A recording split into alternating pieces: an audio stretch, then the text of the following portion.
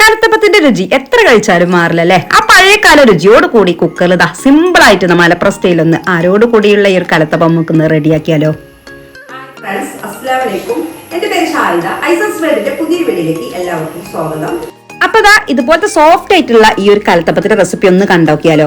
അപ്പൊ വീഡിയോയിലോട്ട് പോകുന്ന മുന്നേ നിങ്ങൾക്ക് എന്റെ ചാനൽ എന്റെ റെസിപ്പി ഒക്കെ ഇഷ്ടപ്പെട്ടു എന്നവരൊക്കെ ഉണ്ടെങ്കിൽ ഇതുപോലത്തെ നല്ല നല്ല റെസിപ്പികളൊക്കെ ഈ ഒരു യൂട്യൂബ് ചാനൽ ഞാൻ അപ്ലോഡ് ചെയ്യുന്നതാണ്. അപ്പൊ നിങ്ങൾ ഒന്ന് ആദ്യമായിട്ട് കാണുന്നവരൊക്കെ ഉണ്ടെങ്കിൽ ഇത് ചാനൽ ഒന്ന് സബ്സ്ക്രൈബ് ചെയ്യുക, ഒപ്പം തന്നെ ബെല്ലൈക്കൺ ഒന്ന് എനേബിൾ ചെയ്തെക്കുക. അപ്പൊ ഞാൻ അപ്ലോഡ് ചെയ്യുന്ന ഓരോ വീഡിയോസും നിങ്ങൾക്ക് നോട്ടിഫിക്കേഷൻ ആയിട്ട് ലഭിക്കും. അപ്പൊ ഞാൻ എടുത്തിട്ടുള്ളത് 1 കപ്പ് പച്ചരി ആട്ടോ, കുതിർത്ത് 2 മണിക്കൂർ കുതിർത്ത് മാറ്റി വെക്കുക. അപ്പൊ ഇതുപോലെ നല്ല പോലെ ഒന്ന് ആയി കിട്ടണം കേട്ടോ. ഇനി നല്ല കഴുകിയിട്ട് ഞാൻ എടുത്ത് വെച്ചിട്ടുണ്ട്, വാർത്ത് വെക്കുക. 2 അച്ച ശർക്കരയാണ്. അപ്പൊ അത് 1 കപ്പ് അരിയിലോട്ട് 2 അച്ച ശർക്കര, ആ ഒരു കണക്ക് നല്ല പാകാട്ടോ. അപ്പൊ ഞാനിതാ ശർക്കര ഒന്ന് ഉരുക്കാൻ വെച്ചിട്ടുണ്ട്. ഇനി എന്ത് ചെയ്യാച്ചാൽ ഈ 1 ഗ്ലാസ് വെള്ളമാണ് ഞാൻ എടുത്തിട്ടുള്ളത്. 1/2 ഗ്ലാസ് വെള്ളം ഞാൻ ശർക്കര ഉരുക്കാൻ വേണ്ടിയിട്ട് മാറ്റി, ബാക്കി 1/2 ഗ്ലാസ് നമുക്ക് ഇതിലേക്ക് ഒഴിച്ചു കൊടുക്കാം. അപ്പൊ അതിലേക്ക് 1/4 കപ്പ് ചോറും ഇത്തിരി പിഞ്ചളവിൽ ഉപ്പും 2-3 ഏലക്കായിന്റെ അരിയും അതുപോലെ തന്നെ 1/2 സ്പൂൺ വേണ്ട അതിൽ താഴെയായിട്ട് ബേക്കിംഗ് പൗഡറാണ്, ബേക്കിംഗ് പൗഡർ അല്ല സോറി ബേക്കിംഗ് സോഡ ചേർത്ത് കൊടുക്കാം. ഇനി നമുക്ക് എന്ത് ചെയ്യാ, ഞാൻ ഇപ്പോൾ 1/2 ഗ്ലാസ് വെള്ളം ഒഴിച്ചു കൊടുത്തിട്ടുണ്ട്. അപ്പൊ ഇതിൽ പാകമായിട്ട് വന്നിട്ടില്ല. അപ്പൊ ഇതിന് നികക്കെ, അതായത് ഒരുപാട് വെള്ളം ഒഴിക്കരുത് കേട്ടോ. അപ്പൊ ഇത്തിരി കൂടി വെള്ളം ഒഴിച്ചിട്ട് നല്ല പോലെ ഒന്ന് അരച്ചെടുക്കാം. ഇനി നന്നായിട്ടൊന്ന് അരച്ചെടുക്കണം, ഫൈനായിട്ട് തന്നെ അരച്ചെടുക്കാം കേട്ടോ. ഇപ്പൊ ഈ ഒരു തിക്നെസ്സിലാണ് നമുക്ക് കിട്ടിയിട്ടുള്ളത്. ഇനി ഇതിലേക്ക് നമ്മൾ മെൽറ്റ് ആക്കിയിട്ടുള്ള ശർക്കര പാനിയും കൂടി ഒഴിച്ചു കൊടുക്കണം. അപ്പൊ ഇനി ഈ മിക്സിയുടെ ജാറിൽ നമ്മൾ വെള്ളം ഒഴിച്ചിട്ട് ഇതിലേക്ക് ഒഴിച്ചു കൊടുക്കരുത് കേട്ടോ. അപ്പൊ നമുക്ക് വെള്ളം കൺസിസ്റ്റൻസി കൂടിയാൽ എന്താ ചോദിച്ചാൽ നമ്മളെ കലത്തപ്പം അത്ര തന്നെ സോഫ്റ്റ് ആയി കിട്ടില്ല. അപ്പൊ നല്ല ചൂടോട് കൂടി തന്നെയാണ് ഞാൻ ഈ ശർക്കര പാനി ഒഴിച്ചു കൊടുക്കുന്നത് കേട്ടോ. അപ്പൊ ഞാൻ അരിച്ചെടുത്തിട്ടുള്ളതാണ്. ഇനി ഇത് എന്ത് ചെയ്യാച്ചാൽ ഈ ചൂടോട് കൂടി നമ്മളെ ഈ ഒരു മാവിലോട്ട് ഒഴിച്ചു കൊടുക്കാം. അപ്പൊ ഈ ഒരു ഇതിൽ ഒഴിച്ചെടുക്കുമ്പോഴാണ് നമ്മളെ മാവ് നന്നായിട്ട് പൊന്തി വരിക കേട്ടോ. ഇത് നന്നായിട്ടൊന്ന് മിക്സ് ചെയ്ത് കൊടുക്കാം.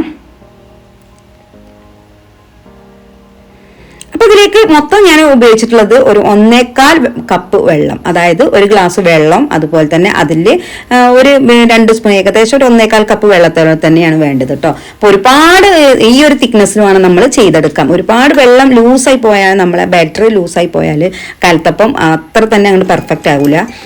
ഇനി ഞാൻ എടുത്തിട്ടുള്ളത് കുക്കറാട്ടോ, ചെറിയൊരു കുക്കർ ഉണ്ടല്ലോ. അപ്പൊ അതിലേക്ക് ഞാനിപ്പോ 1 സ്പൂൺ അളവ് നെയ്യും പിന്നെ കുറച്ച് വെളിച്ചെണ്ണ കൂടിയാണ് ഒഴിച്ചു കൊടുത്തിട്ടുള്ളത്. അപ്പൊ നിങ്ങൾക്ക് വേണമെങ്കിൽ നെയ്യ് മാത്രം തന്നെ ഒഴിച്ചു കൊടുക്കാം കേട്ടോ. അപ്പൊ ഞാൻ കുറച്ച് തേങ്ങാക്കൊത്ത് എടുത്തിട്ടുണ്ടായിരുന്നു, അത് ഇതിലേക്ക് ഇട്ട് കൊടുത്ത് നന്നായിട്ട് മൂപ്പിച്ചത്. അപ്പൊ നമ്മളെ മാവ് ഇതുപോലെ ഒന്നും കൂടി ഒന്ന് മിക്സ് ആക്കി കൊടുക്കുക. ഇതിപ്പോ ഒരുപാട് റെസ്റ്റ് ചെയ്യുന്നു, മഴ സമയം ഉണ്ടെങ്കിൽ 10 മിനിറ്റ് റെസ്റ്റ് ചെയ്താൽ മതി കേട്ടോ.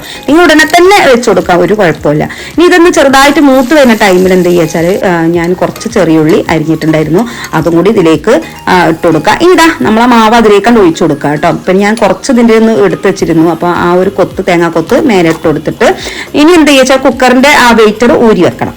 ഇനി ഇതൊരു 25-30 മിനിറ്റ് ചെറിയ തീര് കടന്ന് ആവി ഒന്ന് വന്നിട്ട് നല്ല പോലെ വെന്ത് വരട്ടെ.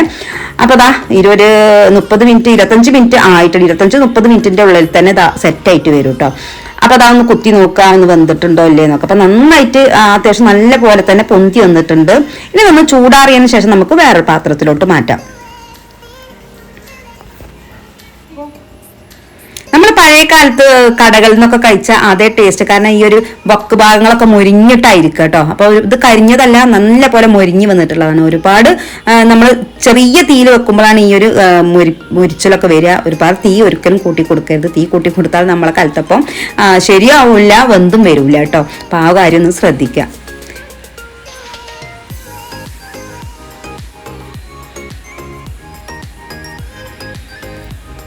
അപ്പൊ അതൊന്നും കട്ട് ചെയ്തിട്ടുണ്ട്, നല്ല സോഫ്റ്റ് ആയിട്ടും അതുപോലെ തന്നെ നല്ല അരോട് കൂടിയും വന്നിട്ടുണ്ട്. നല്ല ടേസ്റ്റും കേട്ടോ അത് കഴിക്കാൻ വേണ്ടി. ആ ഉള്ളിയുടെ ഇതും അതുപോലത്തെ തേങ്ങാക്കൊത്തിന്റെ ആ രുചിയും ഒക്കെ വന്നിട്ട് ഈ ഒരു അത് വേറെ തന്നെയാണ്. അപ്പൊ നിങ്ങൾക്ക് കഴിച്ചവർക്കൊക്കെ അറിയാം. അപ്പൊ എല്ലാവരും ട്രൈ ആക്കി നോക്കുക, നിങ്ങളുടെ ഫീഡ്ബാക്ക് അറിയിക്കുക. എന്നിട്ട് ഉണ്ടാക്കിയിട്ട് നിങ്ങൾ സക്സസ് ആയിട്ടുണ്ടെങ്കിൽ എന്തായാലും താഴെ ഒന്ന് കമന്റെങ്കിലും പറയാ.